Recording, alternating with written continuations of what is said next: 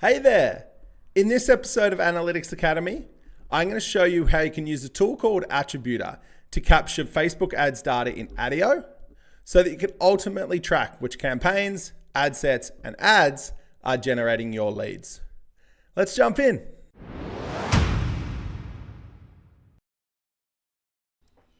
Attributor is a small bit of code you add to your website.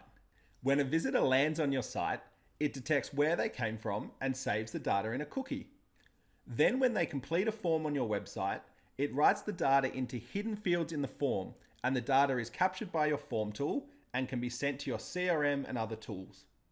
Finally, you can use this data to run reports that show things like how many leads you got from your Facebook ads, how many customers you got from each of your Facebook ad campaigns, or how much revenue you got from each ad you're running. Now that you understand how it works, let's see how easy it is to set up. When you sign up for a free trial, you'll get given a bit of code to add to your website. Depending on what website builder you are using, you should just be able to copy it, go to the settings section, and paste it in. You can also use tools like Google Tag Manager to add it in as well. Now go to the tool you use to power the lead capture forms on your site. We use Gravity Forms ourselves, but the process is similar for Wix Forms, Typeform, Webflow Forms, and more.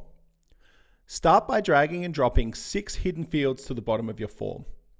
Once added, open up each of these form fields and give it a name and a default value.